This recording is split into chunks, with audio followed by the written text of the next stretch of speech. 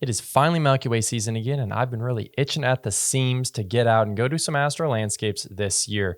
And of course, with night photography comes a lot of digital noise or grain in our images, but every year it does seem like both camera sensors and post-processing technology are getting even better in reducing that. Now, that being said, I was due for another test of the best way to denoise specifically your astrophotography, so I tested some of the industry leaders in noise reduction software, including Lightroom's Denoise, ON1 NoNoise AI, Luminar Neo, DxO PureRAW 6, Photoshop's Topaz Denoise plugin, and RCAstro's NoiseXTerminator plugin for Photoshop. I will mention before I get into this that this video is not sponsored at all. None of these brands are paying or have any influence over this video. It's simply just an honest test between different software.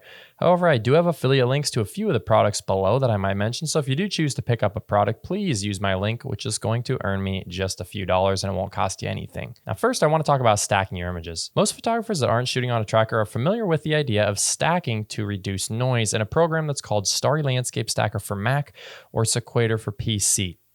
I also ran a test using this software to compare to the other images where I stacked 10 light frames and 5 dark frames to go from this raw image with minor adjustments to this denoised image using StarryLandscapeStacker.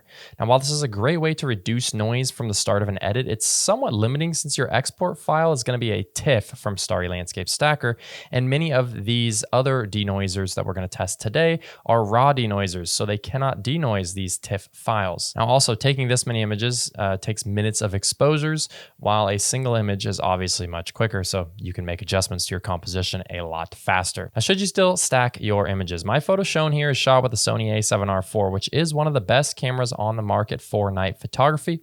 If you're using one of the higher end Sonys, Canons, or Nikons, you're going to find really similar results, I think. Now, the noise removed at the start is good, but you will notice practically no difference or even worse results than many of the other options that we'll be discussing shortly. Since you have to spend so much more time shooting, I'm not really recommending stacking images anymore on higher end cameras. However, for those that have camera bodies that can't handle the low light quite as well, stacking might be beneficial at the start of your edit.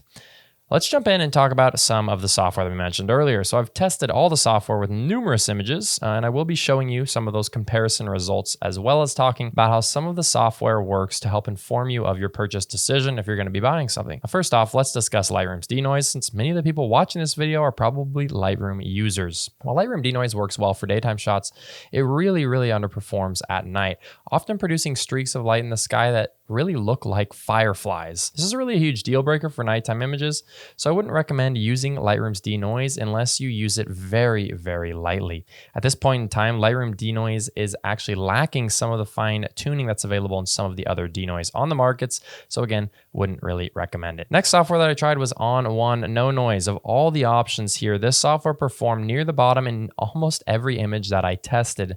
Even when tweaking the settings, I couldn't get it to perform well, and it was either not reducing enough noise or it was giving really splotchy results, with some spots having more noise reduced than others. So obviously the software wasn't really picking up on the details properly, and this does create a pretty big problem when you're editing. It's just not going to look good.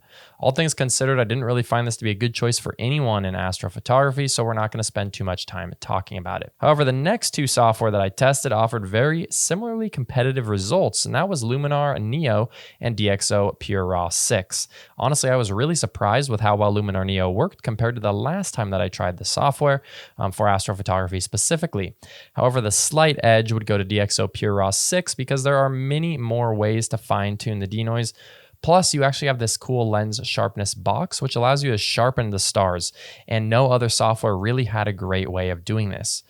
On the other hand, PureRAW 6 is really just meant for denoising and sharpening, while Luminar Neo is more or less a full-service editor with tons of AI tools and cool effects to apply to not only your nighttime images, but your daytime images as well. And price-wise, Luminar Neo feels like a great value at $120, considering all the other features you get as well. But if you don't use anything other than denoise, DxO PureRAW 6 might offer a slightly better value at $140 because it does have all the extra features and the slight advantages that I would give it in denoising daytime photos as well over Luminar if you do more than just astrophotography. Additionally, DxO can denoise and give a raw file as the output, while Luminar cannot export a raw image after denoising if that's something that's important to you. Now let's get into Photoshop, where we have quite a few options for plugins that worked quite well. and I think it takes the edge for the best denoisers on the market today. Now first, Topaz Denoise is built into Photoshop now, and it actually worked pretty well, but there's a huge asterisk and a catch on this one. The catch is that it only works on images that are below a certain megapixel size.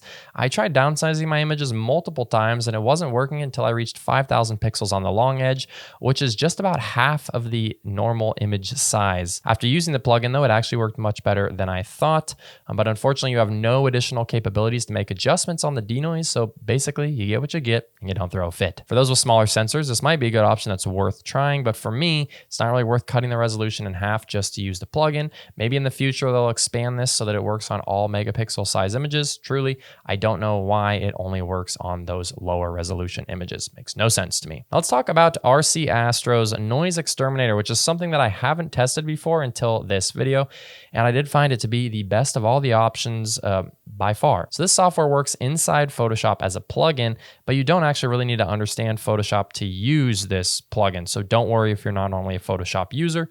Simply load your images in, and then you go to Filter, RCAstro, and then select the plugin. You can make adjustments to the settings, but I found the default to honestly offer almost the best results in almost all instances. It takes a brief amount of time to load depending on the speed of your computer, and then you can instantly save your images and go back to editing wherever you normally edit, or you can continue in Photoshop if you're someone who uses it. It was honestly really easy to use, and it really offers the best value compared to everything else at only $60. Unlike other AI denoisers, which are not trained using astrophotography images generally, NoiseXTerminator was trained completely on astro images, so we would expect it to do better for astrophotography. And while this value is great compared to the other programs at half price or even more, remember that it only really offers great results on astrophotography, so while it is cheaper, it is not really versatile like some of the other options like DxO PureRAW, which can work for many of your other images during the daytime as well. The image that I showed earlier of NoiseXTerminator was just from a single shot, but I also wanted to try and do another denoise on top of my stacked image from StarryLandscapeStacker. Compared to the single image, you can see that there is hardly a difference. There's slightly less noise present, but adjusting the amount or running a second denoise on the single image could provide nearly identical results. So, TLDR for the video and my final thoughts and conclusion. Stacking images gives you a very little benefit on today's higher end mirrorless cameras, but it may still be useful on sensors that don't perform as well in low light.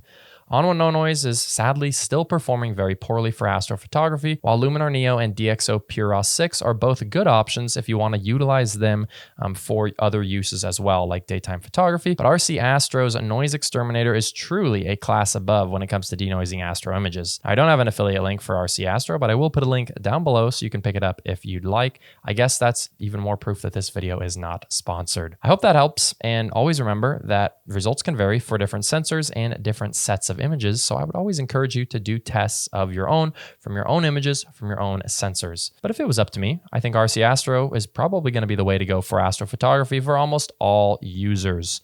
Thank you guys so much for joining me. Let me know down below in the comments if you have any questions. And lastly, make sure you subscribe to the channel if you want to improve your photography.